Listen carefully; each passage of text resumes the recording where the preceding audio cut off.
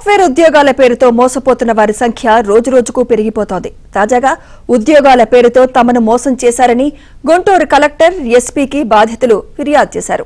హైదరాబాద్ కొండాపూర్ కేంద్రంగా పనిచేస్తున్న ఓ software company ఉద్యోగాల పేరుతో తమను నిండా ముంచిందని కంప్లైంట్ ఇచ్చారు.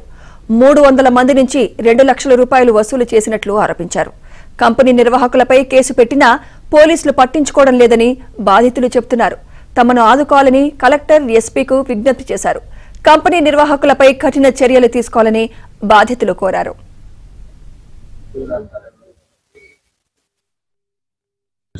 నా తరపు నుంచి కూడా 3 క్యాండిడేట్లు ఇచ్చాను. అదే కాకుండా నా తరపు నుంచి ఇంకా చాలా మంది అయ్యారు. వాళ్ళ తరపు నుంచి కూడా చాలా మంది జాయిన్ అయ్యారు. ఇక్కడ ఒక్కొక్కరు 2 లక్షల చొప్పున తీసుకున్నారు. నా క్యాండిడేట్లకు అయితే 2 నెలల శాలరీ పడింది. ఒక్కొక్కరికైతే 50,000 పడింది, ఇంకొకరికైతే 30,000 పడింది, ఇంకొకరికైతే 3,000 పడింది. వాళ్ళకి మిగతా డబ్బులంతా చెల్లించాలని చెప్పేసి మేమంతా ఒక రెండు వారాల నుంచి ఇక్కడే తిరుగుతున్నాం గుంటూరులో. ఆల్రెడీ అతని లొకేషన్ కూడా మేము ట్రేస్ చేయడం జరిగింది. అక్కడ వెళ్తే ఆయనే మా మీద కేసు పెట్టాడు. అలాగే మేము నిన్న కూడా పోలీస్ స్టేషన్కి వెళ్ళింటే అక్కడ కూడా మా కేసు తీసుకోవడం లేదు. మేము ఎక్కడికి వెళ్ళినా కూడా వాళ్ళ సర్కిల్ పెద్దగా ఉంది కాబట్టి మేమేం చేయలేకపోతున్నాము. ఇక్కడ మొత్తం 6 కోట్ల స్కాము, 400 మంది జనాభా ఇది జరిగింది. హైదరాబాద్ లో కంపెనీ స్కైవేస్ సాఫ్ట్వేర్ మాదాపూర్ లో ఉంది. ఇది మాకి హైదరాబాద్ లో స్కైవేస్ సాఫ్ట్వేర్ అనే కంపెనీ పెట్టారు. అందులో అడ్మిన్ మేనేజర్, ఫ్లోర్ మేనేజర్ అలా పోస్టులు ఇచ్చారు.